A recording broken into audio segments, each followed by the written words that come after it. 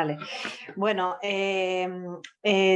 mi nombre es Nieves Soriano Nieto, yo soy secretaria de la Sociedad de Filosofía de la Región de Murcia y bueno, que estoy aquí hoy presentando a las dos ponentes o las dos mujeres que van a presentar sus libros, que son Carolina y Laura. En realidad este lugar no me tocaba a mí, tenía que estar María García Pérez, que es vocal de la Sociedad de Filosofía de la Región de Murcia y colaboradora de Pensamiento al Margen, pero bueno, por motivos personales no ha podido estar aquí, así que bueno, pues voy a conducir yo esta presentación de la mejor manera posible que sepa hacerlo. En realidad hoy es un día de suerte porque tenemos aquí a dos mujeres bastante importantes que han publicado recientemente dos libros que están marcando yo creo que un antes y un después en ciertas cuestiones del feminismo y también incluso en la historia de la vida personal de cada uno. Eh, Voy a pasar a presentarlas a cada una de ellas brevemente y luego la sesión va a funcionar de la manera en que primero Carolina hablará de su libro y luego un ratito, luego hablará Laura y después yo creo que surgirán conversaciones cruzadas entre ellas y con vosotros también intervenciones y bueno, ya se irá desarrollando la sesión, ¿no? Pues nada, Carolina Meloni, te la tenemos aquí, es profesora de la Universidad de Filosofía de la Universidad de Zaragoza y ha investigado, bueno, sobre todo de filosofía y pensamiento feminista, ¿no? Está hoy aquí porque va a presentar su libro Feminismos fronterizos, mestizas, abyectas y perras. Y bueno, pues eso, forma parte de la investigación suya, creo, de los últimos tiempos, ¿no? Ese feminismo que va más allá del feminismo occidental y bueno, ahora nos hablará ella de eso. Ha realizado estancias en diferentes universidades del extranjero y bueno, pues remarcar que tiene también otro libro publicado bastante importante que es La frontera del feminismo, ¿no? Que no sé si es el origen de este o cómo lo podríamos llamar. Y luego tenemos también a Laura Llevadot, que, bueno, de nuevo coincidimos, es una mujer y pensadora y filósofa excepcional, nos conocemos ya de algunos eventos, y bueno, ella es profesora de la Universidad de Barcelona, también ha hecho estancias internacionales en diferentes universidades del extranjero, y bueno, ha trabajado líneas de pensamiento pues estructuralista, ¿no? Sobre todo a Derrida y bueno, últimamente y bueno, como a lo largo del tiempo pues se ha centrado en el feminismo, ¿no? Iba a presentar su libro Mi herida existía antes que yo, feminismo y crítica de la diferencia sexual. Entonces, si os parece bien, pues empieza Carolina y luego ya pasamos a Laura o no sé si os queréis interrumpir o decir cosas o cómo vaya surgiendo. Muchas gracias. Ay, que no encontraba el micrófono, perdón. Bueno, muchísimas gracias, Nieves, y bueno, ante todo, gracias a las compañeras y a los compañeros de la Escuela al Margen de la Universidad de Murcia por habernos invitado, a Laura y a mí, a este encuentro. Gracias fundamentalmente a María, que no ha podido asistir, como bien ha señalado Nieves, por razones personales, pero bueno, ha sido un poco ella la instigadora, ¿no?, que nos ha convocado aquí a Laura y a mí. Para mí la verdad es un auténtico honor y un placer compartir con Laura, a la que aprecio muchísimo y le tengo pues muchísima estima y bueno, muchísima admiración, ¿no?, por su pensamiento y fundamentalmente también por su último libro. Nos une, como puso ella también hace poco, pues nos une a las dos la tradición derridiana, porque las dos procedemos de ahí, de ese maestro derridiano, ¿no?, como fue el propio, bueno, Derrida, y que yo creo que nos ha enseñado fundamentalmente a leer o abordar los textos de la tradición occidental de una manera determinada. Respecto, bueno, a mi libro, voy a hacer una breve presentación del mismo, como me habéis pedido, contaros un poco la genealogía, porque precisamente este libro va de genealogías feministas, de otras genealogías feministas, y contaros también un poquito la historia para contextualizaros precisamente dónde surge, porque es verdad, he mencionado Nieves, las fronteras del feminismo, y es verdad que no solo por el título están muy, muy relacionados, ¿no? Este libro, antes me comentaba Laura, antes de que os conectarais todas, estábamos un poco hablando precisamente de los dos libros y me decía que le parecía muy pedagógico. Bueno, el libro tiene su origen, como ha señalado Nieves, otro libro que escribí hace ya, bueno, la friolera de 10 años, que es Las fronteras del feminismo. Y ese libro en concreto, que salió en la editorial Fundamentos, tiene su origen en unas clases de un máster sobre igualdad de género que me encargaron dar en la Universidad Complutense. Me encargaron dar concretamente una serie de clases sobre pensamiento feminista contemporáneo. Cuando yo inicié esas clases, bueno, cuando empecé a trabajar en esas clases antes de impartirlas, en ese momento todavía era muy ordenada y metódica a la hora de dar clases, ahora debo reconocer que soy un poco más caótica y yo me escribía esas clases. Entonces me empecé a escribir el guión para dar las clases a mis alumnas y recalco lo de alumnas, no solo por una cuestión de políticamente hablar en femenino y utilizar el lenguaje femenino, sino porque en ese momento eran todas mujeres las que estaban en el máster, ¿no? Di alrededor de 5 años clases en este máster y todas eran alumnas, ¿no? las que tuve. Y la verdad que fue un foro para mí de muchísimo aprendizaje, no solo por el hecho de prepararme las clases, sino por trabajar con ellas en el aula, ¿no? Y a lo primero que me enfrenté cuando empecé a trabajar en estas clases fue a encontrarme poquísima bibliografía. Casi toda la bibliografía que encontraba para hablar de feminismo contemporáneo tenía un origen claramente anglo-europeo. Y es verdad que gran parte de lo que yo iba a dar en esas sesiones, primero estaba relacionado con una trayectoria o con una tradición del pensamiento filosófico como es el postestructuralismo, que también nos une a Laura y a mí, como decía al principio, y gran parte de lo que iba a impartir en esas sesiones estaba relacionado con la teoría queer, que, como bien sabemos, es un pensamiento bastante anglo, ¿no? Sin embargo, si escarbamos un poquito en la propia teoría queer, vemos que sus orígenes no son tan anglos, ¿no? Y sus orígenes están más en lo que se ha denominado el pensamiento chicano, ¿no? Ahí me topé con autoras como Gloria Anzaldúa, me topé con autoras como Cherry Moraga y empecé a indagar más precisamente en ese concepto de frontera, de cuáles eran las fronteras, qué era lo que el feminismo hegemónico, blanco y europeo dejaba fuera, y en el propio concepto de frontera como herramienta política para pensar el mismo feminismo, ¿no? Y empecé a toparme con una serie de autoras que normalmente no salen en los manuales de pensamiento feminista.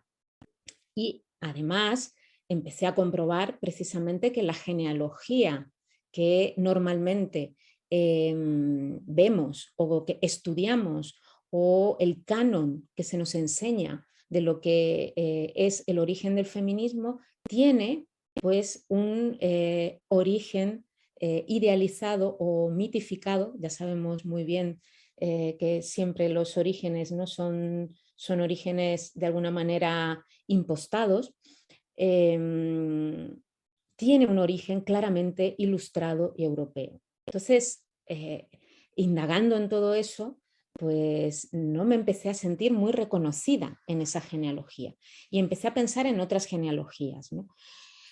Fue ahí de esas sesiones del máster que sale Las fronteras del feminismo. Bueno, fue un libro que se publicó, como os digo, hace 10 años y de alguna manera ya en ese libro pues yo ponía sobre la mesa otra manera de leer feminismo, otra manera de enfrentarnos a esas genealogías, otras del feminismo, ¿no? Otra manera de escuchar, como dice Anzaldúa, el lenguaje de la frontera, que es un lenguaje que siempre ladra, ¿no? Que siempre muerde, que siempre desestabiliza de alguna manera. Y empezar también a deconstruir esas propias genealogías que no de las cuales yo era también heredera. 10 años después de este libro, las editoras de Caótica Libros, a las cuales bueno, le agradezco muchísimo, me proponen una reedición de Las fronteras del feminismo. Y lo que hicimos es partir de muchos problemas que ya tenía Las fronteras del feminismo para generar un libro diferente, ¿no? En el cual bueno, pues se han revisado capítulos, se han ampliado algunos, se han cambiado desde los prólogos, bueno, se hizo todo un trabajo también de alguna manera genealógico o arqueológico de ese libro originario que era Las fronteras del feminismo, ¿no? Y es Feminismo fronterizo, que es el que presentamos hoy aquí. Si veis el libro, si lo abrís, vais a ver que una de las principales apuestas más o menos del libro es pensar el feminismo contemporáneo desde las problemáticas que este feminismo nos plantea.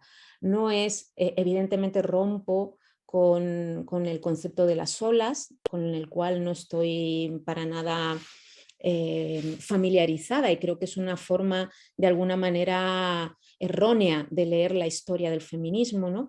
Y recupero más la idea de trazar un mapa, de trazar una cartografía, ¿no? Que también Laura en su libro habla precisamente de ese tipo de trabajo más cartográfico del feminismo que un trabajo teleológico, finalista, como pueden ser las olas, ¿no? La primera, la segunda, la tercera, y bueno, también el debate que tenemos actualmente sobre si estamos atravesando una cuarta ola, ¿no? Para mí este libro yo lo entiendo más bien como un bestiario, como una especie de zoológico, o si queréis como una taxonomía un poco inadmisible, ¿no? No es ni siquiera una casa, esa casa de la diferencia de la que nos hablaba Audre Lorde, de pensar una casa para todas, ¿no? Sino, como señala Verónica Gago en el prólogo, en el magnífico prólogo que me hace al libro, un conventillo. Un conventillo, para las que no conocéis la palabra, en Argentina se utiliza la palabra conventillo para hablar de, son estas casas que, bueno, también las llamamos casas chorizo, en las que hay un pasillo muy grande y muchas habitaciones, y son casas que fueron utilizadas fundamentalmente por inmigrantes, ¿no?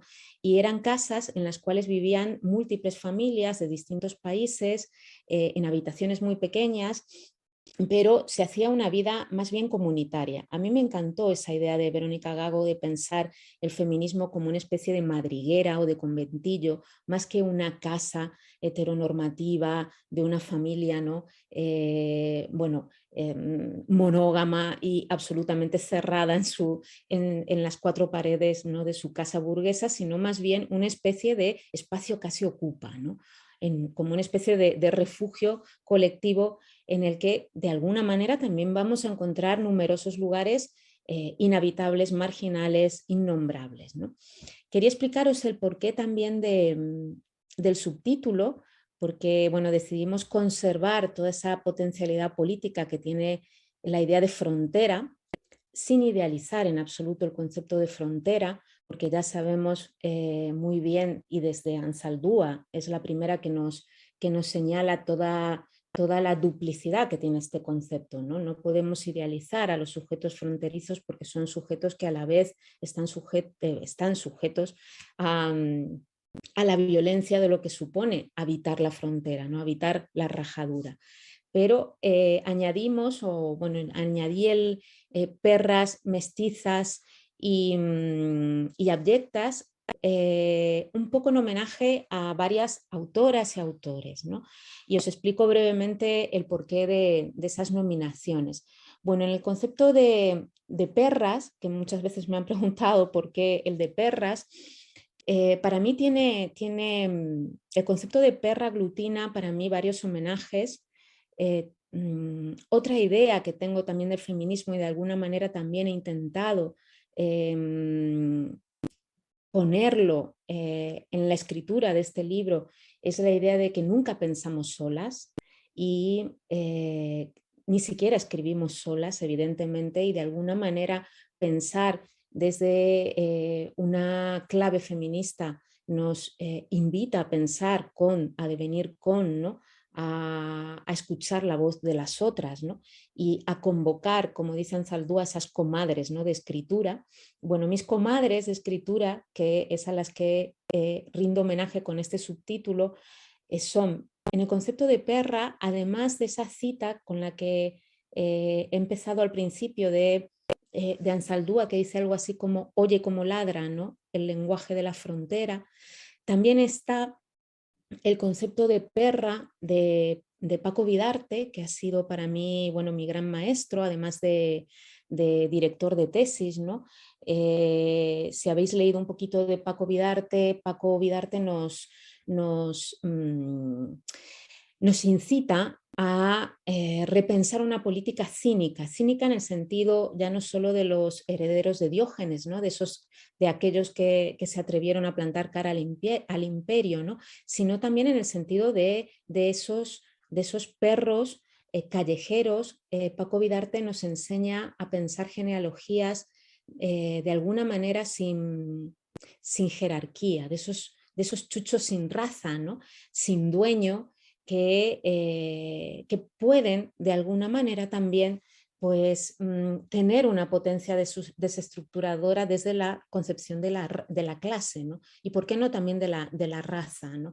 Entonces, toda esa idea de los perros, de esos chuchos sin jerarquía y sin pedigrí, como les dice Vidarte, está muy presente, y el libro está plagado de esos chuchos, de esos perrillos, como digo, de ese bestiario de subjetividades otras que aparecen en el feminismo contemporáneo y empiezan a tomar voz dentro de este feminismo contemporáneo. Hay también una frase de María Galindo que me gusta mucho, que ella dice que algo así como que el feminismo muerde, que el feminismo es una especie de perra furiosa que muerde todos los privilegios hasta destriparlos, ¿no? Y hay una idea de esa perra, también os decía, de ese perro callejero, perra callejera, en el sentido de indomesticable, ¿no? De una fuerza política y una fuerza también de pensamiento que no se deja domesticar. Si nos dejamos domesticar, bueno, pues igual es que estamos todavía utilizando, como decía Audre Lorde, las herramientas del amo, ¿no? En nuestros discursos, ¿no? Entonces, esas perras, esas hijas de perra indigeribles, indomesticables y localizables, empiezan un poco a colonizarme en la escritura en este libro. Por otra parte están las mestizas, que bueno, la tradición de las mestizas es quizás más sencilla de contar, ¿no? Y evidentemente pues todo el feminismo decolonial está presente. Bueno, no todo. Una cuestión que se me ha olvidado decir, y creo que es de justicia que lo diga, y siempre he tenido cierta sensación de impostora, bueno, las mujeres en nuestra sensación de impostora en todo, ¿no? Es que el libro no tiene ningún afán de totalidad ni de Biblia académica respecto al feminismo contemporáneo, y al terminarlo, incluso al revisarlo junto a mis editoras, siempre me queda esa sensación de que faltan muchísimas autoras, ¿no?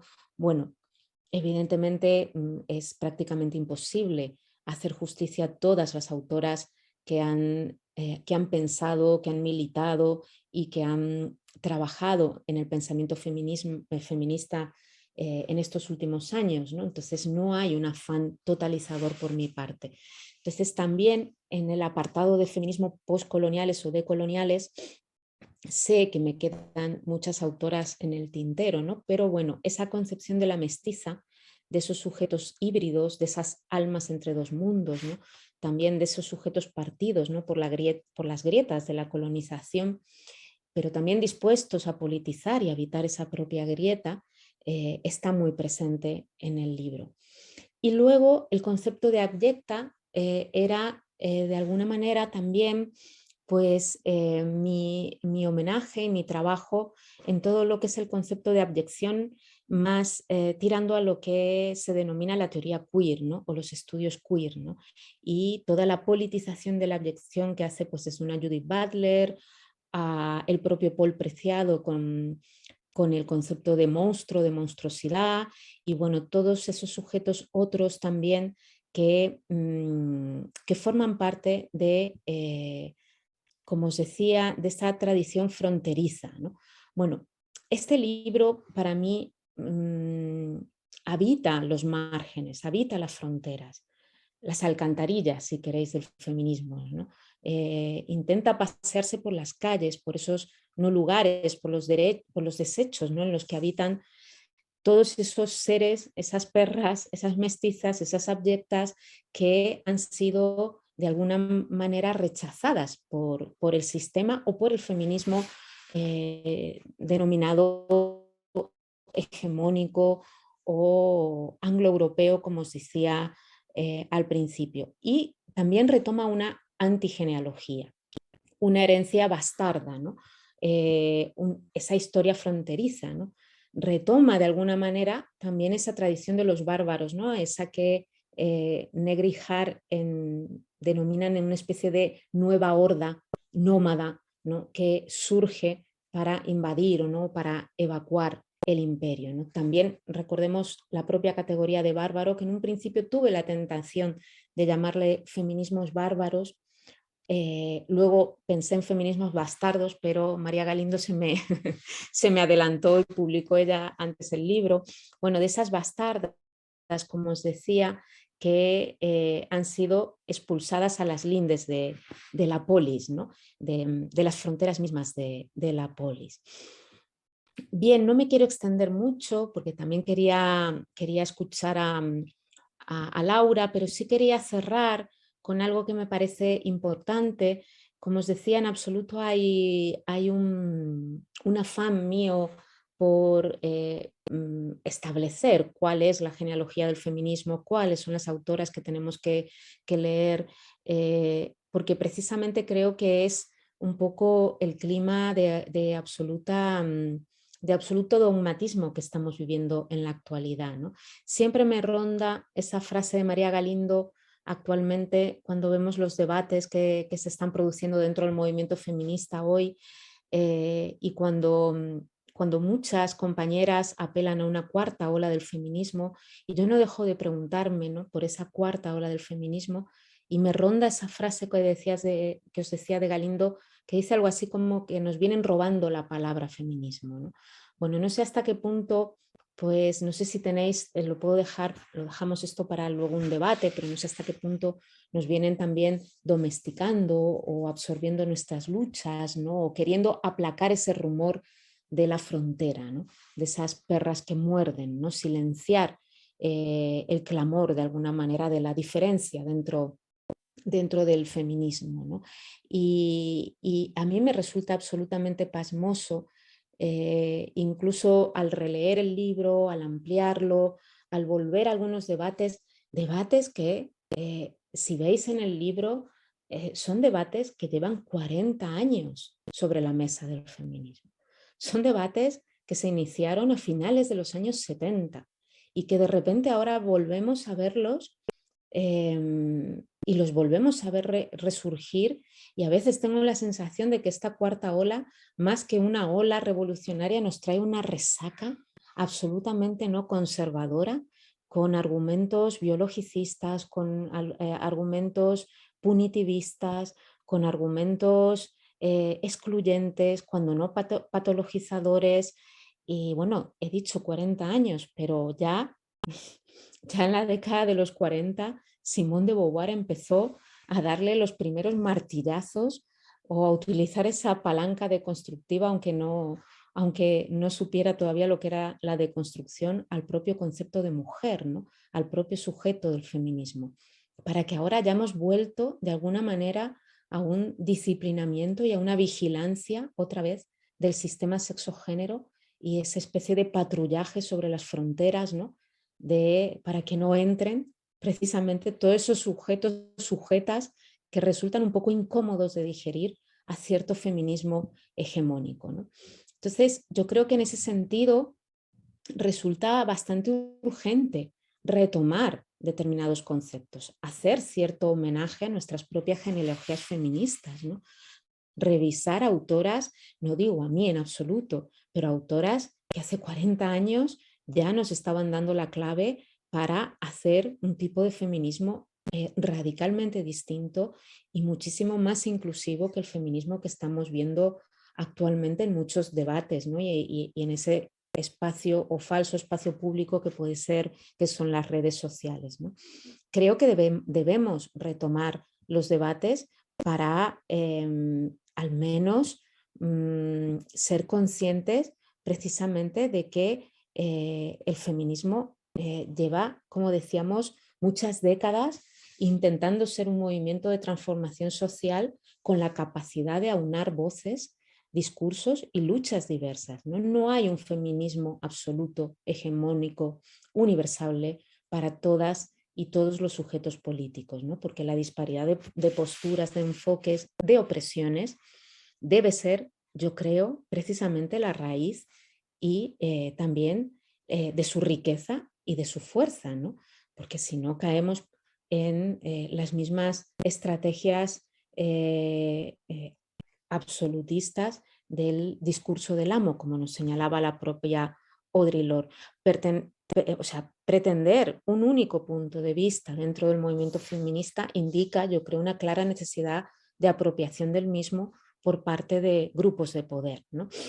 Entonces, creo que nos urge volver a retomar las voces de las perras, de las abyectas y de las mestizas, ¿no?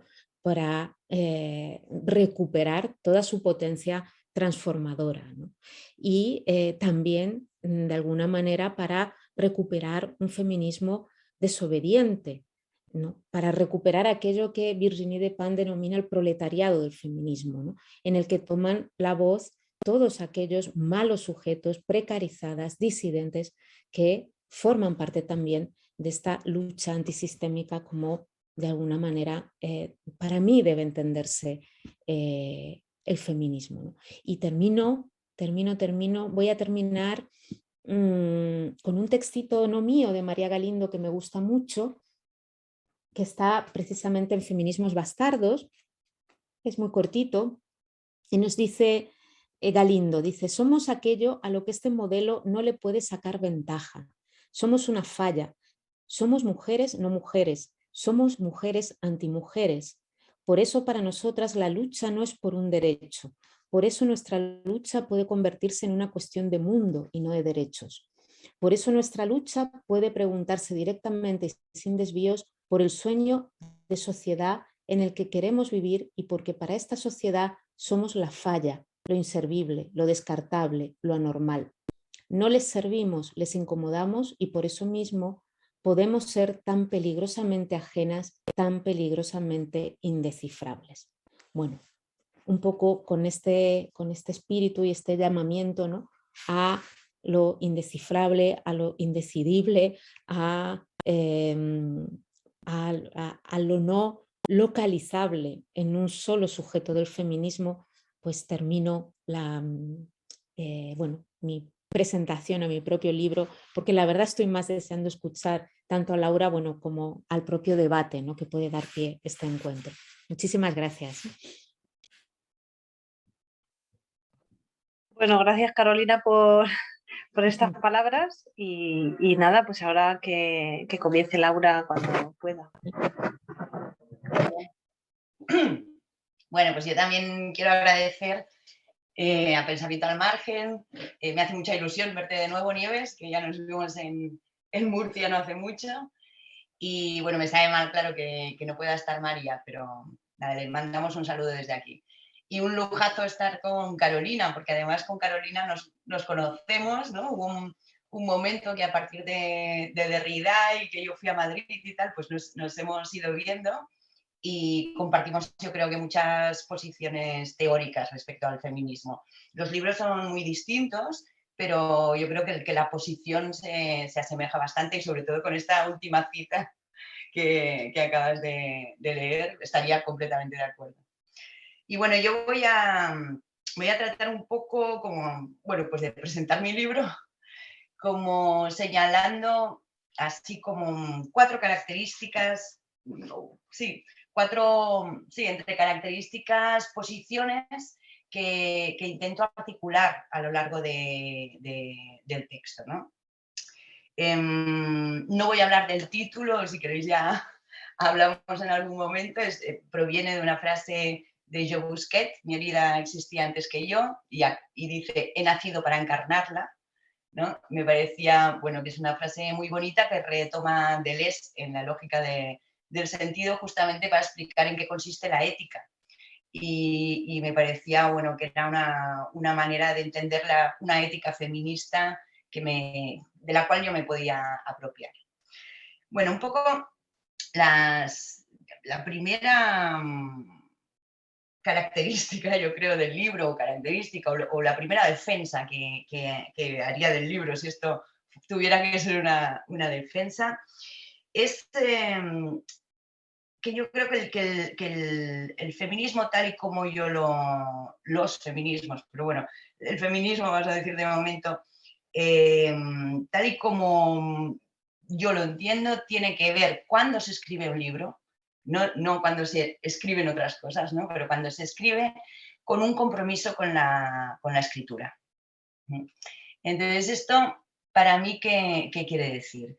Bueno, de alguna manera, tanto Carolina como yo, pero cada uno desde su lugar, todas hemos hecho un aprendizaje más o menos académico, hemos ido a la facultad y ese ir a la facultad ha consistido de alguna manera en hacer un aprendizaje de un tipo de discurso, de un tipo de lenguaje, de una retórica concreta, y en el caso de la filosofía y de la historia de la filosofía, que es lo que hemos estudiado nosotras, pues es sobre todo pues un discurso claramente androcentrado.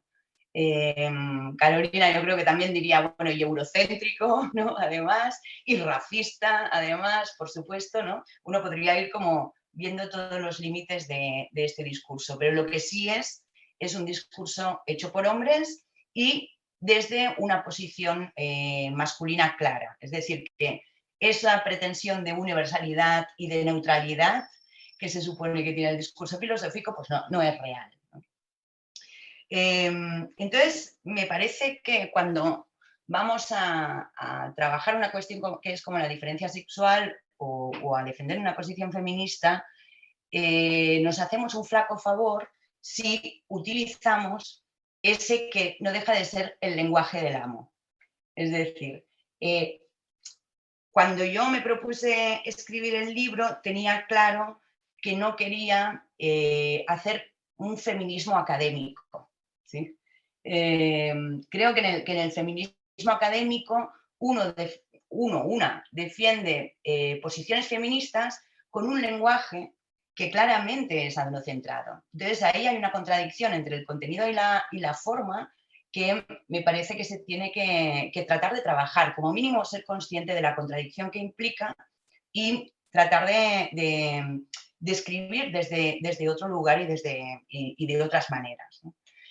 Para mí eso ha sido un aprendizaje, ha sido una práctica liberadora, que ha sido la posibilidad de escribir ensayo, que yo entiendo que cuando uno está en la academia haciendo currículum no lo puede hacer. Esto es un lujo, así de entrada ya lo digo, ¿no? Para el que está haciendo su carrera académica, pues hay como muchas dificultades para hacer esto. Pero bueno, dentro del lujo que me he podido permitir, que ha sido escribir ensayo y de entender el ensayo como forma, como diría Adorno, ¿no?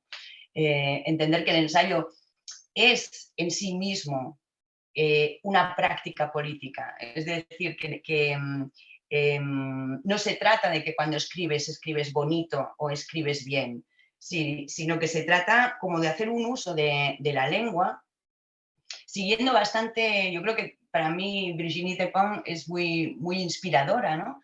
En el sentido de, bueno, ¿por qué acatar las normas de la corrección? ¿Por qué acatar las normas de la pacificación del discurso? ¿Por qué no se puede tener humor? ¿Por qué no se puede ser violento con el discurso cuando se escribe? ¿Por qué no se puede ser agresivo? pues todo esto son armas que el ensayo permite y que para una posición feminista me parece como muy reivindicable, ¿no? Como ya abandonar esta elegancia de los señoros que se ponen cual esteta a hablar de temas filosóficos pues para la masa. Bueno, ya está, ¿no? Ya hemos leído bastante de eso, vamos a intentar otra cosa.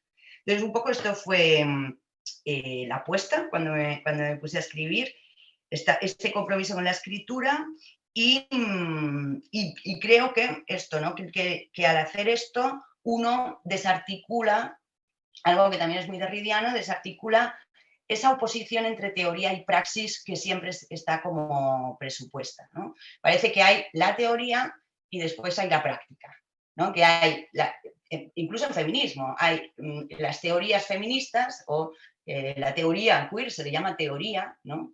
Y después hay las militantes que hacen sus cosas. Bueno, me parece que eso es una división del trabajo que no tenemos por qué aceptar, porque no ya desde un punto de vista feminista, sino, digamos, desde un punto de vista del capitalismo, un punto de vista estructural, eso no deberíamos aceptarlo y tendríamos que entender que en realidad todos hacemos prácticas, que la teoría es una praxis, que escribir es una praxis y por lo tanto pues cada uno hace la praxis donde puede. Pues, sea escribiendo, sea dando clases, sea en bachillerato, donde sea, ¿no? Pero haciendo cada uno su práctica política con las armas que tenemos. Entonces, bueno, esto sería un poco mi reivindicación de entrada, ¿no? No escribir un libro sobre feminismo con el lenguaje del amo, sino intentar, bueno, pues de articular, que yo creo que sale un poco solo, porque ya después de haber leído pues Antaldúa, Virginie Despentes, etcétera, una ya está como contagiada, ¿no? por esta necesidad de subvertir en el estilo la propia lengua. Esta sería la primera cuestión. La segunda que querría destacar es un poco la posición teórica del libro. Yo creo que la voy, perdona, bueno, no sé si se oye el ruido, la voy un poco como mostrando a lo largo de los capítulos que hacen el mapa del feminismo, que intento mostrar, que son como las 3 líneas: feminismo de la igualdad, de la diferencia y teoría queer, y no entro en todos estos feminismos de los que habla Carolina, aunque algo nombro, ¿no? Pero básicamente la tesis que hay detrás de mostrar ese mapa es justamente, porque es un mapa, pero también es como una crítica de los límites de estos feminismos, porque lo que trato de mostrar es que el feminismo erró la pregunta, hizo una pregunta tramposa, que era la pregunta ¿qué es ser mujer? Entonces, ya empezamos fatal. Si nos hacemos esta pregunta, vamos a parar donde estamos ahora, que es pues esto, pues toda esta discusión entre TERF y teoría queer, entre las feministas ilustradas, las que no, que si un trans es mujer, que si no lo es, que si... Bueno, oye, esto es obvio que el problema no son las respuestas, sino que es el mismo planteamiento de la pregunta. Entonces lo que intento es pues no aceptar de entrada esta pregunta y preguntarme por lo que yo le llamo el dispositivo de la diferencia sexual. Es decir, más allá de la pregunta ¿qué es ser mujer?, tenemos que ver dónde esta pregunta haya su origen. Y su origen lo haya, entiendo yo, en un dispositivo biopolítico, que es ese dispositivo que divide los cuerpos en cuerpos de hombres y cuerpos de mujeres. Esto no quiere decir que no haya vaginas y penes, que obviamente hay, pero la identificación del género con el sexo, eso es biopolítico. Es decir, pues esto nos dividimos en hombres y mujeres y no en seres con ojos azules y ojos marrones, ¿no? ¿Por qué? ¿Cuál es el motivo de que haya este tipo de identificación? Y aceptar, digamos, si nos preguntamos qué es ser mujer, quiere decir que ya estamos aceptando el dispositivo en el que se está jugando esta pregunta. Y este dispositivo, además, es un dispositivo masculino, es decir, que está hecho desde el punto de vista de la masculinidad. Es la masculinidad la que inventa la división, esta división biológica, ¿no? Entonces, de entrada, obviamente este dispositivo sabemos por la antropología, por lo demás, que no es universal, que se conocen sociedades donde hay otros géneros, terceros géneros, dos espíritus, etcétera, etcétera, ¿no? Por lo tanto, es sobre todo, no únicamente, pero sobre todo es un dispositivo occidental, y si triunfa, no es por nada, es porque es funcional. Es decir, para algo ha servido este dispositivo. Pues ¿para qué ha servido? Pues también es lo que intento explicar en el libro. Bueno, este dispositivo es funcional. De una pata, digamos, al capital, para el capitalismo. Es decir, este dispositivo permitió que durante siglos las mujeres hicieran, se les expropiara el trabajo, hicieran trabajo reproductivo gratuito. Esto, bueno, está desde Federici podemos ir a muchísimas teóricas, a la Monique Wittig, etc. Por lo tanto, es un dispositivo que tiene una racionalidad económica detrás. Y de otro lado, es un dispositivo que sirve para generar, digamos, para legitimar lo que yo en el libro llamo la ley de la ciudad, ¿sí? Y cuando digo, pues, yendo a Antígona, yendo a la Grecia clásica y demás, cuando digo esta ley de la ciudad, pues es una ley que es un contrato social que en realidad es un contrato sexual. Es decir, un poco la tesis que sigo a Carol Palman, pero también a otras filósofas, ¿no? Esta idea de que el Estado-nación, los Estados-nación en los que vivimos, son pactos entre varones blancos, básicamente. Entonces, después, solamente después, se intenta el acceso a una parte de la población a ese pacto, ¿vale? Pero es que el pacto ya está prostituido de antemano. Por más que hagamos este acceso de después las mujeres van a ser consideradas ciudadanas. Antes no lo eran, ¿no? Los locos siguen sin serlo, los inmigrantes sin papeles siguen sin serlo, pero las mujeres sí. Bueno, en realidad lo que hay como detrás de esta división de hombres y mujeres es una estructura, es este dispositivo que es violento. Es violento porque es excluyente estructuralmente, porque divide los cuerpos para poder explotarlos. Es decir, cuando hay una división, es como con el concepto de raza, cuando hay una división biológica, supuestamente biológica, de los cuerpos, que en realidad es una división política, es para establecer una jerarquía entre ellos. No es porque sí, ¿no? Como en Derrida, es decir, toda oposición implica una jerarquización de uno de los términos. Y en el binarismo masculino-femenino hay una jerarquía de lo masculino sobre lo femenino. ¿Que podemos reclamar la igualdad? Sí, podemos reclamarla, pero vamos a dominar o vamos a explotar o vamos a excluir otros cuerpos si mantenemos este tipo de estructura, ¿no? Entonces, digamos que la crítica que hay en el libro sobre esta cuestión al dispositivo de la diferencia sexual es, bueno, es como que si entendemos que la cosa funciona de esta manera, tenemos que entender que no se va a arreglar ampliando derechos, ¿vale? Porque el problema es el derecho. El derecho es per se excluyente, sirve para excluir, sirve para dar unos derechos a unos y excluir a otros.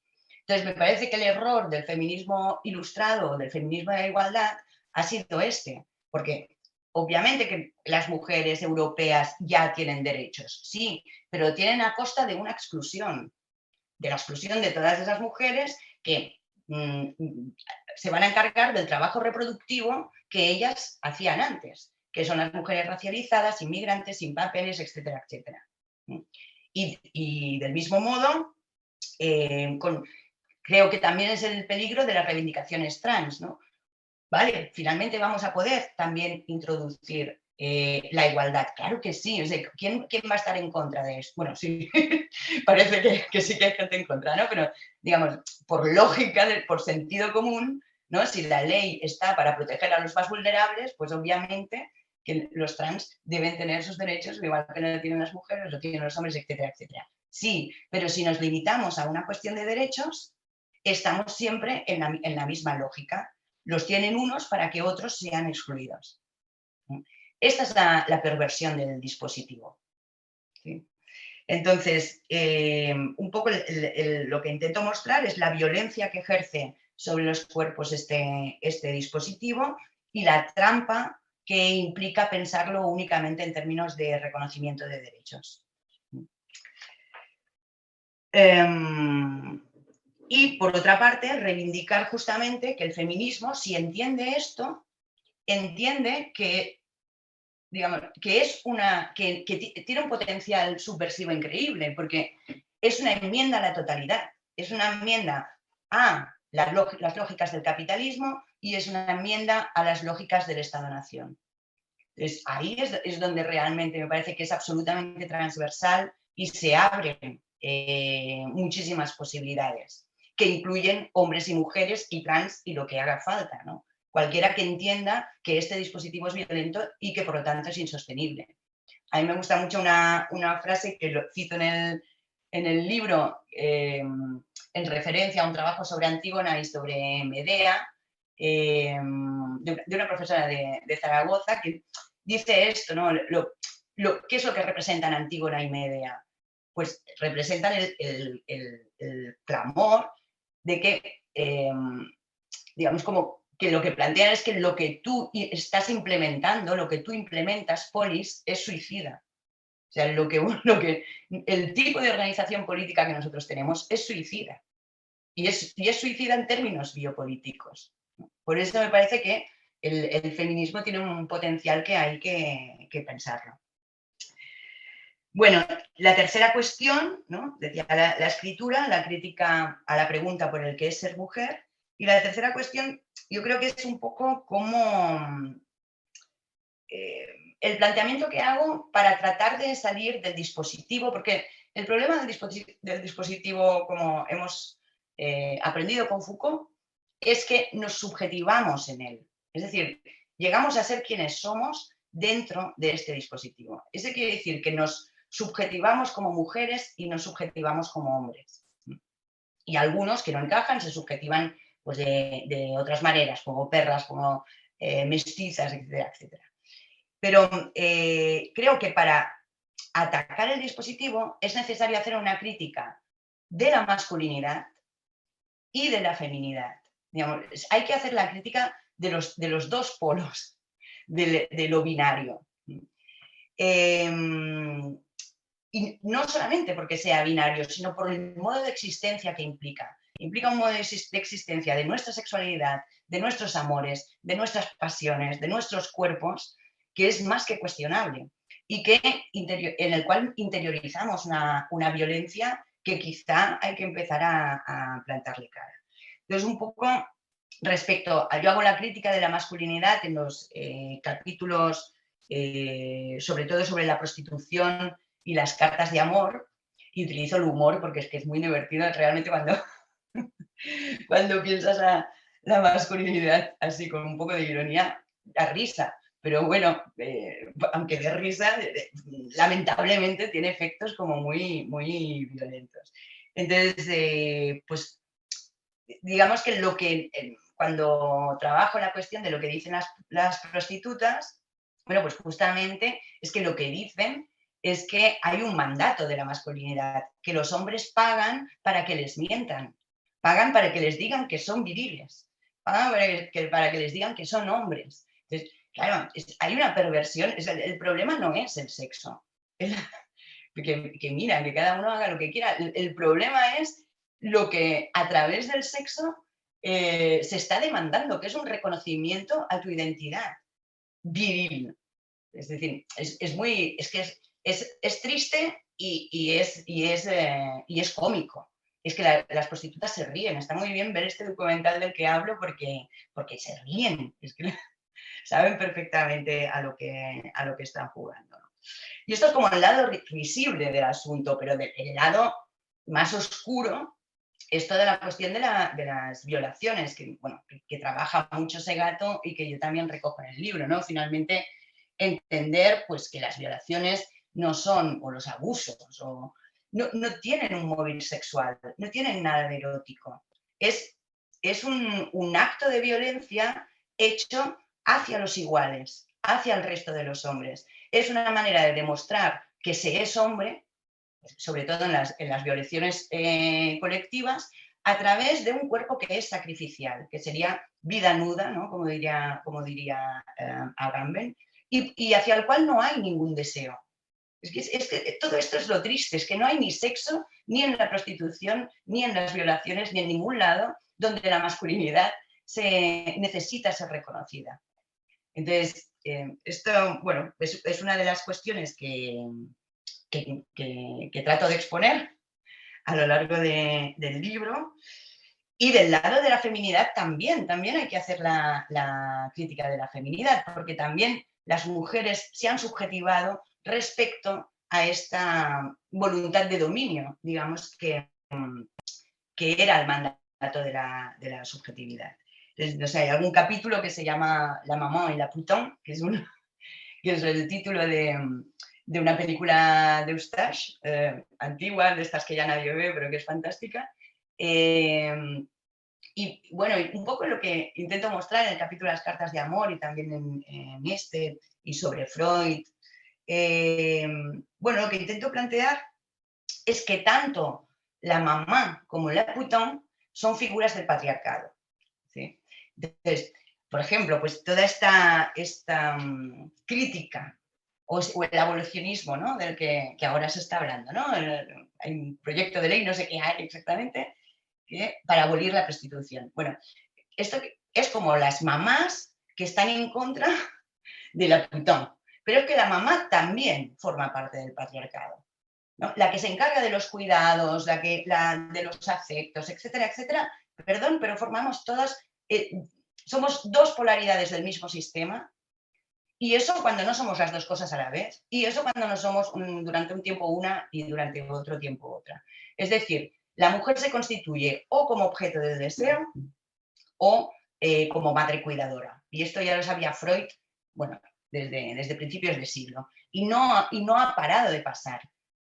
Basta ver, yo qué sé, la cultura popular, pues, yo qué sé, Tangana, Karol G, yo qué sé, yo cito la Bad Gyal, pues ¿por qué no? Bueno, eso sigue funcionando. Y hay que hacer un poco el análisis de por qué funciona en nosotros, ¿no? Entonces, pues esto, intento mostrar que la prostituta y la madre pertenecen a la misma economía patriarcal, y son formas del contrato social que es un contrato sexual. Es decir, tanto a la madre como a la prostituta se le expropia el trabajo, digamos, no se le reconoce como trabajo. Y lo que se reconoce como trabajo se reconoce en un lugar y no en otro. El origen, esto parece así como muy polémico, pero yo no entiendo por qué. Es decir, el origen del matrimonio era este. Se hacía un contrato que era un contrato laboral y que era un contrato sexual, en el que las mujeres que no tenían acceso a la ciudadanía solamente podían sobrevivir a través de este contrato laboral, que implicaba la sexualidad y la reproducción y los trabajos en la casa. Por lo tanto, ¿desde dónde estamos criticando la prostitución? Habría que abolirlo todo, entonces, ¿no? Me parece que no digo que no haya que abolirlo todo. Digo que en cualquier caso, que si se hace la crítica, que sea sistémica, que sea estructural, no que sea moralista y desde uno de los lados. Bueno, esta sería la tercera cuestión, y ya la última, que yo creo que aquí compartimos bastante posiciones con Carolina. Lo que intento trazar un poco así a lo largo del texto es la posibilidad de un feminismo sin la mujer, ¿sí? Un feminismo sin mujeres, y se me van a poner locas todas, pero claro, sin la mujer en el sentido de la mujer tal y como ha sido subjetivado lo femenino dentro del patriarcado. Entonces, ¿qué tipo de feminismo es este? Bueno, pues un feminismo que de entrada no acepte las reglas del juego, que no acepte el lugar en el que se nos ha identificado como mujeres. Y que por lo tanto implica una crítica a la identidad. Yo defiendo algo así, entre estas figuras de las que tú hablabas, yo defendía en el texto, entre otras, la figura de la marrana, ¿no? Y la marrana, bueno, en este caso yo lo tomo de los marranos judíos, es decir, los marranos eran los judíos conversos, eran los que se hacían pasar por católicos, pero no lo eran. Y la única manera de comprobar si eran judíos o no eran judíos era porque no comían cerdo, que es gracioso. Entonces, bueno, pues esa es la posición un poco también de las mujeres. O sea, sí, me he visto de mujer, parezco una mujer, pero no te fíes. ¿Quién sabe si como cerdo o no como cerdo? ¿No? Un poco el juego. Por eso también me parece divertida una obra de arte de la artista contemporánea Sophie Calle, de la que hablo en el libro, que a partir de una carta de ruptura, de una carta de amor, pues empieza como a hacer como la crítica feminista de esa carta por un hombre que la ha abandonado por mail diciéndole que es que ahora necesita estar con otras. Oye, perdona, ¿no? Es como, mira, realmente el mandato de la masculinidad está como muy asimilado, ¿no? Como para que uno lo pueda decir con esta naturalidad. Entonces, bueno, pues un poco este juego medio humorístico, crítico, pero también subversivo, de jugar con la no identidad y reclamar el derecho a la no identidad. El derecho a no, pues esto, a la no identidad, a la monstruosidad, a la duda. Yo qué sé si soy mujer o no soy mujer. Por favor, ¿no? Dejadme en paz. ¿Por qué me tengo que identificar? Al no saber, a la falla, porque finalmente esto de la identidad es un mito. O sea, nadie somos idénticos a nosotros mismos, por suerte, ¿no? Porque si no, esto sería como muy plano. Realmente lo interesante son todos los procesos de distanciamiento que hacemos con nosotros mismos. Y reivindicar esto me parece más subversivo que reivindicar una identidad.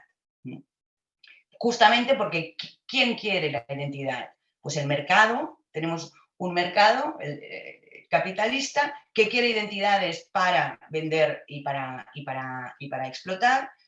Un discurso médico que nos quiere acabados, ¿no? Que decide quién sí puede ser trans, quién no puede ser trans, etcétera, etcétera. Y sobre todo un Estado-nación que necesita identificarnos por lo que se ve, ¿no? Necesita saber quiénes son mujeres, quiénes son hombres, y esto es para gestionar las poblaciones, esto no es porque sí. Entonces, bueno, pues un poco lo que hay detrás del libro es esta reivindicación de lo no idéntico. Y bueno, pues hasta aquí lo que quería presentar. Pues nada, muchas gracias a las dos. Habéis hecho un recorrido cada una por su libro y sus ideas. Yo creo que hay muchos puntos en común. No sé si queréis vosotras empezar a comentar o voy lanzando yo algunas cuestiones. Si ya a priori tenéis algo que comentar. Bueno, yo veo que en realidad, en cierta medida, hay un punto de unión en ambos libros, ¿no? Que sería un poco esas abyectas, ¿no? Y bueno, como Laura habla de esas cosas que se generan por el binarismo, ¿no? Entonces yo quería un poco preguntaros, a ver si se establece algún diálogo, que si esto tiene que ver algo con en cierta medida, los cuerpos como patológicos, bueno, patológicos no, patologizados por el poder, el dispositivo del poder, tanto en el modelo de las abyectas, ¿no? Como en el modelo de lo que se genera en la estructura binaria de la que hablaba Laura. No sé si alguna me puede contestar o decir algo. Bueno, yo en el libro, cuando hablo del segundo sexo, hablo de, es decir, yo creo que no es que hay unos cuerpos que están fuera directamente, ¿no? Sino que hay como procesos de feminización. Entonces, el segundo sexo es el de las mujeres, pero también el de los trans, el de los niños, el de los locos, etcétera, etcétera. Es decir, todos esos cuerpos que están sobreexpuestos a la violencia, que es a la violencia masculina, pero que es a la violencia institucional también, y que es como una violencia que justamente está ahí para fijar la frontera. Es decir, lo que la violencia consigue es ponerte en tu sitio. Tu lugar es este, ¿no?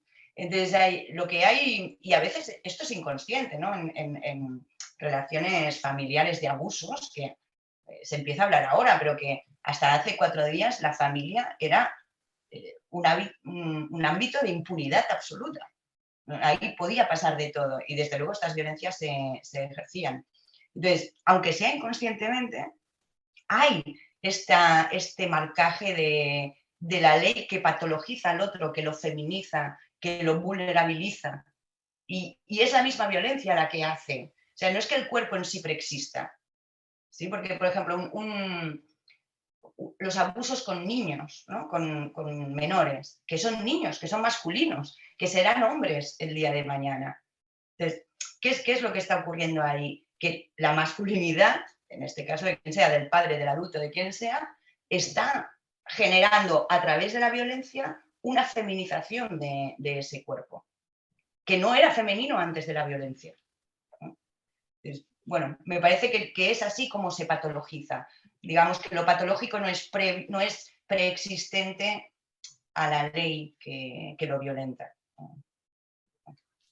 Sí, yo un poco de acuerdo también con Laura. A mí me gusta mucho el concepto que utiliza Sara Ahmed, que también habla de un feminismo, no habla de mujer, sino de sujetos feminizados. Y efectivamente, porque el hecho de ser un sujeto feminizado es independiente de, bueno, podemos decir, del vestido biológico que tienes por detrás, del cuerpo que hay por detrás, sumado a que ya sería de discutir si existe un cuerpo natural como tal, ¿no? Los cuerpos en sí mismos, como nos decía la propia Haraway, no nacen, se hacen, ¿no? Pero bueno, ella utiliza, pues como lo ha señalado también Laura, ¿no? El hecho de un segundo sexo, ella habla de sujetos feminizados y ser un sujeto feminizado le puede ocurrir precisamente eso a una mujer cis, podríamos decir, pero también pues, a un trans, a un niño, una niña, un niñe, a cualquier cuerpo que en algún momento experimenta esa precariedad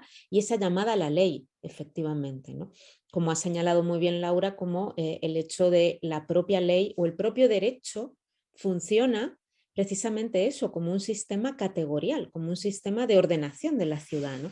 Y en ese sentido, al ordenar la ciudad, pues muchas bestias quedan fuera de la polis, como nos decía Aristóteles, ¿no? Fuera de mí, fuera de los lindes de la polis, las bestias y los dioses solo, ¿no? Bueno, pues son muchos los cuerpos, sujetos, deseos que atraviesan ese proceso, ¿no? De feminización, es decir, de precarización. Pero a la vez yo creo que la potencia del libro de Laura, para mí el libro de Laura, ella ha hecho un recorrido pues bastante claro, ¿no? Pero tiene 3 herramientas clave de potencialidad política, ¿no? Y efectivamente más allá de lo teórico, como lo ha señalado ella. La fundamental con la que ha terminado, que es esa risa subversiva, ¿no? Que diría una Butler, ¿no? Y es verdad, o sea, hay momentos del libro que se recupera un poco esa risa subversiva de, bueno, si no me voy a reír, no es mi revolución, ¿no? Y realmente ahí, bueno, el momento de las cartas y de la obra de arte esta, bueno, yo no la conocía y me puse a buscar los vídeos en YouTube y bueno, o sea, me reí tanto con los vídeos de mujeres en la cama, mujeres cocinando, leyendo la carta absurda de este hombre, que debo decir que yo he recibido alguna carta así también, ¿no? Entonces, claro, de repente ves un montón de cosas que dices, madre mía, ¿no? Y esa risa subversiva creo que es fundamental y que habría que recuperar de esos sujetos feminizados como nuestra mayor herramienta política, ¿no? Y luego el tema de la escritura, a mí me ha parecido fascinante, aunque sí es cierto que ya venimos, como decías Laura, ¿no? De Anzaldúas, de Pan, bueno, pero hay un punto en tu escritura que transitas muy poco la corpoescritura, o sea, eres en eso, nos vas llevando y nos dejas ver un poquito y luego vuelves, pero hay un punto para mí de casi de estilete, ¿no? Porque hay frases que son hostias, ¿no? De decir, coño, pues, y, y en ese sentido es un libro que realmente juega con ese estilete y me parece un gran ejercicio político, como señalabas, fundamentalmente para nosotras criadas en la tradición filosófica, que creo que es de las tradiciones hasta ahora menos deconstruidas respecto a la escritura, por nosotras mismas, ¿no? Todavía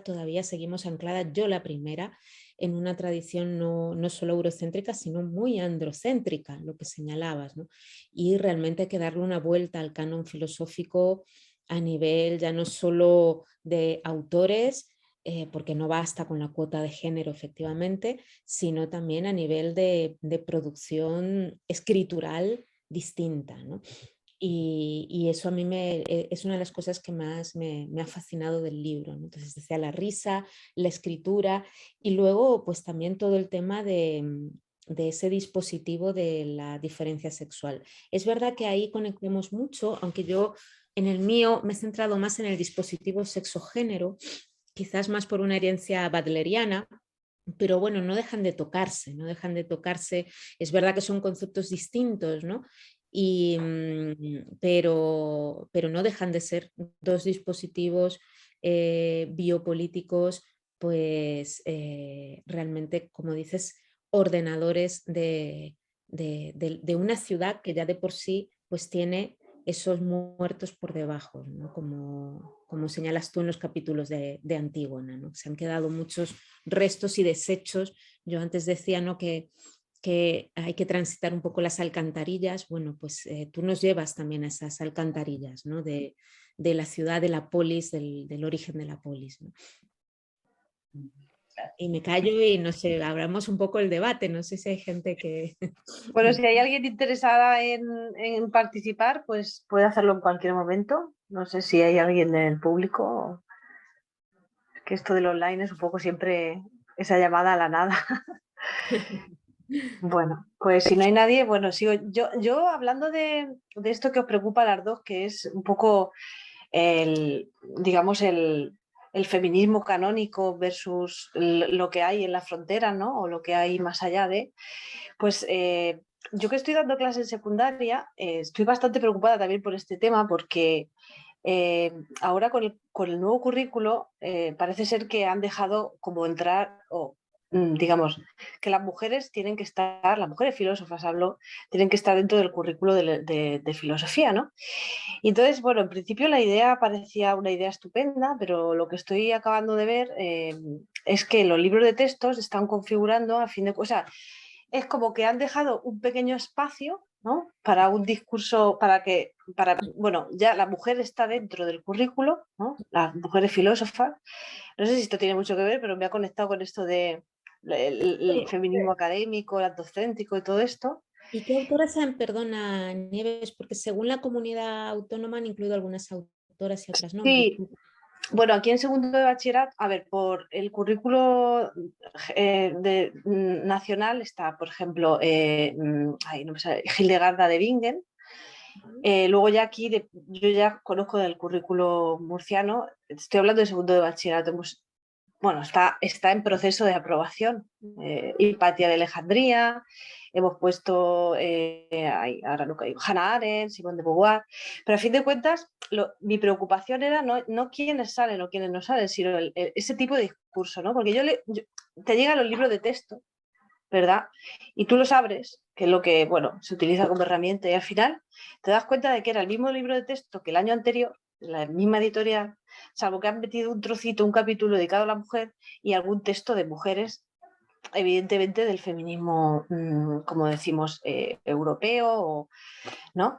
Entonces, es como, a mí me está preocupando ese tema porque es como, ya tenéis ese espacio, ¿qué más queréis, no? Y entonces al final, hablando de esto de las fronteras que estamos aquí hablando, ¿no? Es como que se quedan o se están quedando fuera cosas que creo que, o creemos, ¿no? Estamos aquí hablando de eso, que son fundamentales. Entonces, bueno, compartir esta preocupación y no sé cómo se podría hacer para digamos, luchar contra este discurso ya hay mujeres filósofas, pero son, pues eso, que si las olas, que si toda esta historia, ¿no? No sé qué podríais decir, porque aquí vemos unos cuantos profesores de secundaria pues, al respecto, no sé. Yo personalmente, o sea, últimamente tengo mi batalla con el canon filosófico, pero es algo más personal, en el sentido de que, o sea, tampoco creo, como, bueno, bien señalas, Nieve, en el hecho de la cuota de género, ¿no? Que porque ponemos a 3 mujeres, pues ya lo tenemos solucionado, evidentemente, pues es lo que nos acaba de explicar también Laura, ¿no? Es como decir, bueno, pues ya tenéis derechos, ¿qué más queréis, ¿no? Porque yo creo que habría que preguntarse, estamos cerrando la pregunta, como dice Laura, ¿no? No el hecho de incorporar más mujeres, sino el hecho de hacer realmente una genealogía crítica del propio canon filosófico, ¿no? Bueno, pues que se enseña, cómo se enseña, qué se transmite y hasta qué punto hay muchos autores que por el mero hecho de, bueno, de ser hombres también, desde mi punto de vista, están sobrevalorados. Y yo pondría pues, a otros autores o a otras autoras, independientemente de ser hombres o de ser mujeres, ¿no? Y también introduciría otro tipo de perspectivas y de problemáticas dentro del propio canon, ¿no? Que creo que ya se han quedado un poco pues, obsoletas en cuanto a la manera de enseñarlas y en cuanto a la manera también de transmitir esa genealogía, ¿no? Parece, no sé, el canon de la filosofía, como le decía antes a Laura respecto a la escritura, es que parece, vamos, la Biblia, como que es imposible de tocar, ¿no? ¿Cómo no vamos a empezar con los presocráticos y cómo no vamos a estar hablándole a chavales de 16 años de la caverna de Platón? Pues no sé, yo qué sé, igual se pueden hacer otras lecturas e incorporar a otros autores, autoras, ¿no? Y como también señalas tú, Nieves, pues de otros hemisferios, ¿no? No sé, yo le doy vueltas un poco al tema del canon porque creo que ya el propio concepto de canon pues ha establecido un modo de hacer, de leer y de ejercer filosofía también desde cierta violencia epistemológica, cuando no ontológica. Sí, yo también estoy de acuerdo con lo que dice Carolina. El tema de las cuotas es hasta divertido, también es para reírse, porque sí, a veces ¿no? En una mesa de lo que sean las conferencias te invitan porque eres mujer filósofa, ¿no? Tampoco hay tantas. Digo, con compañeras decimos, nos hacemos una camiseta que ponga soy la cuota, así directamente, cuando vayamos a un acto, porque a veces parece que estés allí, pues esto, antes de florero y ahora de cuota. Pero bueno, aparte de esto y de rehacer, seguramente lo que hay que hacer es rehacer el canon, no añadir. Claro. Me gusta esta frase de añadir mujeres y batir, ¿no? Al final no ha pasado nada, simplemente hemos añadido mujeres. Y aparte de esto, yo creo también que tampoco hay que dejar de leer a los filósofos, ostras, que No, claro, por supuesto. sobrevalorados, pero a veces muy interesantes, ¿no? Entonces, igual se puede jugar. Yo en el libro, por ejemplo, lo hago con la Antígona, ¿no? Bueno, pues, estabas trabajando Antígona, pues puedes jugar con la lectura que hace Hegel de Antígona, que es fundacional, con la que hace Derrida, pero también con la que hace Irigaray, con lo que hace Butler. Es como empezar a multiplicar los lugares de interrogación de los textos. Y ahí seguro que entran mujeres, ¿no? Claro, Pero claro. Sí, no es tanto como añadir y ahora metemos a Hannah Arendt, que vale que muy bien. Añadir o quitar un poco lo que decía, claro, exacto. Ponemos eso, ¿no? A la mujer, al decolonial, Claro. y ya tenemos todo, no, pero si seguimos leyendo igual, de nada nos sirven, claro, por supuesto, sí. Bueno, yo tenía una pregunta ahora para Laura. ¿Por qué la mujer es la primera trans? Esto es una frase de Zizek, de hecho. Bueno, un poco la idea que plantea Zizek y que yo también intento como defender es, Zizek en el sexo y el fracaso del absoluto viene a decir, a ver, género solo hay uno, que es el masculino. ¿Vale? Claro, ¿qué quiere decir esto? A ver, quien ha montado el dispositivo es el género masculino, no lo hemos montado nosotras, no lo ha montado nadie más, ¿no? Por lo tanto, la misma idea de género, digamos, ya es masculina. Y monta el dispositivo entendiendo que hay lo masculino, lo idéntico, lo mismo y lo otro. Por eso la Simone de Beauvoir habla de esa alterización, ya en el segundo sexo, que recibe la mujer, ¿no? La mujer es lo otro. Entonces, esto otro es digamos, hay lo masculino y algo que excede. Entonces, eso que excede entra en el mundo de lo simbólico, porque está utilizando el lenguaje de Lacan, entra en la ciudad con la forma de mujer, ¿no? Con el género mujer. Pero se va multiplicando. Aparece como mujer, pero aparece después como queer, aparece como trans, es decir, lo que hay, lo masculino es lo uno y lo otro es exceso. Lo exceso es lo trans, es lo transgenérico, es lo que no es idéntico a sí mismo. Por eso creo que la mujer, digamos, está del lado de lo trans, pero como conceptualmente, ¿sí? Porque es lo otro, igual que el trans. Es lo que no separa, ¿no? El trans no es alguien que pasa de hombre a mujer o de mujer a hombre, sino como lo que hay entre medio de mujer y hombre, en qué punto se queda parado, en qué punto, qué viaje está haciendo con su cuerpo, ¿no? Que es todo un viaje político que respeto completamente, ¿no? Pero no es que va a ser hombre o no es que va a ser mujer, ¿no? Pues a la mujer en realidad le pasa lo mismo, porque como la mujer ha sido identificada desde fuera, siempre tiene como esa sensación de no ser. Cuando hablabais al principio, ¿no? De bueno, esta sensación como de no cumplir con la regla, ¿no? Como que la mujer es la primera que es consciente de que no es mujer. Mientras que el hombre se lo tiene que repetir mucho, digamos, que si es hombre, es la primera que está dislocada respecto a la identidad que se le ha impuesto. Porque es difícil de aceptar, digamos, y porque ha habido un trabajo histórico. No sé, ¿te respondo? Sí, sí. Pero un poco por iniciar conversación. Y ahora tengo una pregunta para Carolina. ¿Qué es el devenir perro del cyborg?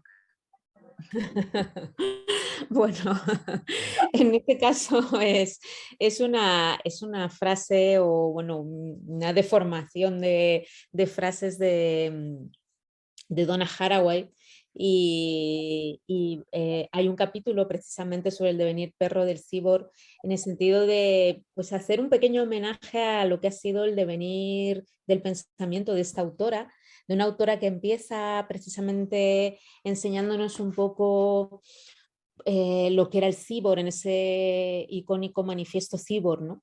Donde ya hace toda una lectura. Precisamente antes hablábamos Laura señalaba la no neutralidad del discurso académico, del discurso filosófico, que se ha querido presentar como precisamente el discurso universalizable y el discurso que está incluso más allá del género y no lo es, pues Haraway hace el mismo proceso con el discurso de la ciencia, ¿no? De cómo el propio discurso de la ciencia ya es un discurso que viene atravesado por dispositivos de poder y por jerarquías de poder, ¿no? Y toda la figura del cyborg de Haraway pues es una lectura, no sé si llamarla, bueno, transhumanista, sí, aunque ese propio concepto ha sido hasta cuestionado por ella o por autoras como Braidotti, ¿no? por, por la deriva un poco neoliberal que ha tenido también el pensamiento transhumanista, ¿no? Pero bueno, toda una lectura, diríamos, de la tecne y de cómo el propio cuerpo humano de por sí, decíamos antes, los cuerpos no nacen en su propia frase, sino que se hacen, ¿no? Y el Haraway hace toda una genealogía del cuerpo humano desde el uso de la tecnología y nos dice que todas somos cyborgs de alguna manera, ¿no? Desde las lentillas que usas hasta bueno, el propio lenguaje como tecnología, hasta los procesos de subjetivación como propia tecnología, la sexualidad, etcétera, etcétera. Pero luego es verdad que Haraway, sobre todo en textos posteriores al manifiesto Cyborg, pues ha hecho más una lectura precisamente de lo que son otros parentescos para hacer una crítica bueno, ya en consonancia todo su pensamiento y a toda la crítica al pensamiento científico, pues hace toda una lectura de lo que es el antropoceno, ¿no? El lugar al que hemos llegado a la actualidad, bueno, pues por toda esa visión de la ciencia, del progreso, que tiene su origen también en el propio discurso ilustrado, ¿no?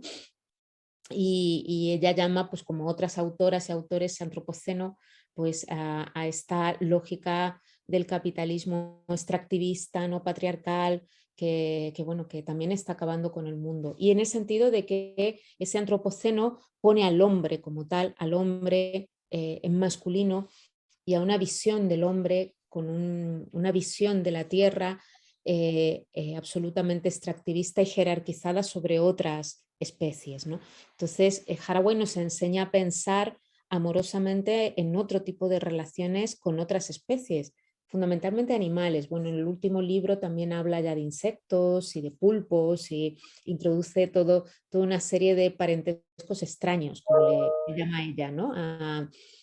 Si realmente queremos acabar con el antropoceno, tenemos que bajarnos del centro del mundo, no bajarnos de esa atalaya en la que nos hemos subido y empezar a tener otro tipo de relaciones mucho más igualitarias, ya no solo entre nosotras y nosotros, sino también con otros seres que forman parte del planeta. Y tiene unos manifiestos que te los recomiendo, el manifiesto de las, ay, ¿cómo se llama? El de los animales de compañía, creo que. Y bueno, además Haraway es una loca de los perros. No sé si habéis visto el documental sobre ella que sale con sus perrillos y bueno, que mantiene otro tipo de relaciones amorosas con otras especies, ¿no? Entonces, también, mira, estaría la perra de Haraway, que no la he mencionado al principio, ¿no? Bueno, y no sé si alguien quiere intervenir, que estamos aquí bueno, de momento no hay nadie. Yo quería preguntarte, Yo, Carolina, en el conventillo, ¿hay alguien que ha hablado? sí, Vale, soy Javier, prendo la cámara. vale. A ver, Hola, sí. Javier. ¿Qué tal? Hola, buenas tardes. Es una pregunta breve. Y bueno, primero que nada agradecerles a las dos, me encantó la charla en especial, me parece que está buenísimo como, por hacer un resumen, o sea, todas las herramientas que fueron elaborando en los textos, por lo que contaron, lamento que no los pude leer todavía, eh, acerca de los cierres identitarios, ¿no? Mi pregunta, capaz que es la pregunta de casi señoro, ¿no? O sea, pero la tengo, la tengo que hacer con la aclaración esta, que no es por pedir una receta, porque sé que quizás también eso es parte del discurso amo, ¿no? El pedir recetas como cosas que cierren, que sean efectivas.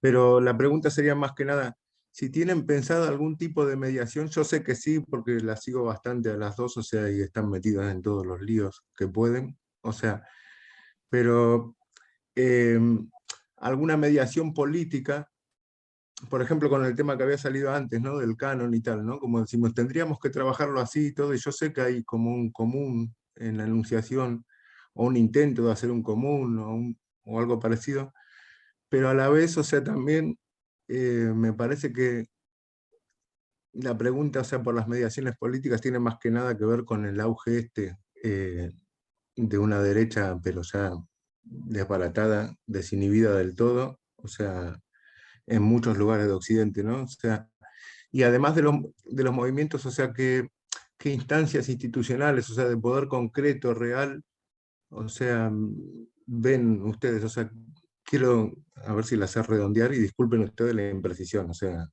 es súper cuñada la pregunta, es como decir, ¿cómo hacemos para ganar el partido y que vaya todo bien para siempre? No va de eso, o sea, sino simplemente de saber si hay un modo de acercar a gente a destruir, o sea, estructuras y enriquecerlas, si hay alguna manera, porque lo que yo observo, o sea, es más que nada como que el neoliberalismo tiene un poder de cooptar todo, de conectarlo todo, o sea, recién Carolina decía sobre hasta el transhumanismo, ¿no? O sea, como que hay grandes corrientes que enseguida parece que están aprovechadas, e incluso como dijeron que hicieron la reforma educativa, ¿no? El tema este de, bueno, meto cuota, bueno, capaz que meto un poeta y va todo bien, pero o sea, no sé si la entienden más o menos la pregunta, pero sería, para decirla en palabritas, como decir, ¿tienen instancias de mediación política o, o de inmediatez también, ¿no? O sea, pero yo creo que la inmediatez es como que sí fácilmente queda enseguida sepultada por todo el poder del mercado neoliberal, ¿no? O sea, como queda capturadas. Sería la pregunta, si se puede contestar, y si no, disculpen, y les agradezco mucho la charla, ¿eh? Muchas gracias. Tú, Bueno, Laura, como quieras. eh, no, yo lo que diría respecto a lo que planteas, Javier, yo creo que hay un, es decir, todos sabemos, ¿no? Este auge de las derechas y de un cierto fascismo que serían los que ya no, ya, ya no las TERF, ¿no? Sino algo que es mucho peor, ¿no? Que es como los que defenderían el dispositivo y que funcionan perfectamente y funciona justamente, ¿no? Como para jerarquizar los cuerpos, que es lo que hay que hacer. Entonces, claro, si tenemos un discurso así, es un poco difícil, pero yo creo que las derechas lo que han hecho es leer muy bien el malestar, cosa que no han hecho las izquierdas. Entonces, claro, desde el punto, en la confrontación esta de derechas e izquierdas, si las izquierdas, frente a este discurso neofascista, tienen un discurso ñoño, porque es ñoño, que es el discurso de los cuidados, un cierto feminismo, pues ahora vamos a poner unas señoras aquí en el currículum y tal. Claro, un discurso tan débil es que van a ganar las derechas. O sea, el discurso de las izquierdas tiene que ser fuerte. Entonces, no se trata tanto de mediación, sino realmente de poner cuáles son los problemas estructurales sobre la mesa, entiendo yo. Porque es que al final ni la gente de izquierdas se cree el discurso de las izquierdas que se supone que podrían gobernar. Y se le está poniendo en bandeja a las derechas de, pues en España estar de aquí a 2 años. No sé. Mi posición es esta, es decir, hay que radicalizar el discurso. Porque este lo van a ganar las derechas seguro. No sé tú, Carolina, ¿qué piensas? Bueno, sí, no, en eso estoy totalmente de acuerdo contigo, Laura, que es verdad que, bueno, que el panorama pinta bastante desolador en muchas cosas, ¿no? Y yo creo que también hay un punto en el que deberíamos hacer algún tipo de trabajo a lo Rolnik y Guattari más micropolítico, no tanto macropolítico, ¿no? Y un poco volviendo a cuestiones que ha sacado Laura, ¿no? Y que también señalabas tú, Javier, pues yo creo que este sistema ha sido y es absolutamente inteligente en el sentido de fagocitar, ¿no? Y de deglutir, incluso de reapropiarse, de resignificar toda resistencia, toda posible resistencia, ¿no? Y desde el feminismo hasta, decíamos antes, el transhumanismo, etcétera, etcétera, ¿no? Y creo que también un poco nuestro error, como bueno, desde la izquierda, como lo señala la propia Rolnik, es pensar que la auténtica revolución solo se hace tomando la estructura y no deja de ser pues un mecanismo altamente masculino, que ya lo señalaba Laura, ¿no? El hecho de pensar tomar el poder, empoderarnos y ahora a cambiar desde dentro la estructura. Claro que hay cosas que debemos reapropiarnos y resignificarnos, ¿no? Pero creo que hay que empezar a pensar en otro tipo de revoluciones precisamente porque como el dispositivo de la diferencia sexual, también el capitalismo nos subjetiva y nos subjetivamos a través de los dispositivos de poder del propio capitalismo. Entonces hay que trabajar más también a nivel micro, no solo a lo macro. Te pongo un ejemplo. El otro día, pues una querida amiga y colega que conoce Laura, Ira Terán, está presentando su libro ahora de las degeneradas trans acaban con la familia, y es toda una lectura desde el marxismo, desde el marxismo queer y transfeminista del concepto de la familia burguesa, ¿no? El libro es maravilloso y yo le pedí que hiciera un seminario en mi clase con mis alumnos y alumnas de pensamiento feminista. Y un alumno le preguntó a Ira en un momento, le dijo, pero entonces si acabamos con la familia, ¿tú crees que acabaría el capitalismo? Y Ira inmediatamente como que muy al principio dijo que sí, pero luego claro empezamos a meditar en la pregunta y yo creo que no, desde luego que no. O sea, ¿por qué? Porque ya mismo se está apropiando precisamente el capitalismo hasta de ese discurso, de sujetos más fluidos, de familias no tan heteronormativas, no cerradas, y ya mismo se nos está colando por esa grieta, ¿no? Entonces, pensar sencillamente, no, es que si acabamos con esto o acabamos con el concepto de mujer, vamos a acabar con el capitalismo, hombre, sería un paso para hacer revoluciones micropolíticas, pero hay que currárselo mucho más, porque inmediatamente volvemos a caer en el mismo dispositivo y el sistema las vuelve a fagocitar, ¿no? Y nos la venden en paquetitos o en camisetas de Zara, de soy feminista, ¿no? O soy ahora transfeminista, sumado luego a todo lo que es la ola conservadora por detrás, ¿no? Entonces, instancias políticas nos preguntabas tú, Javier, pues la verdad que claro que hay que trabajar desde instancias políticas, evidentemente, pero también hay que ir un poco, bajar al inconsciente, ¿no? Y bajar a los procesos de subjetivación y hacer más un trabajo micro, ¿no?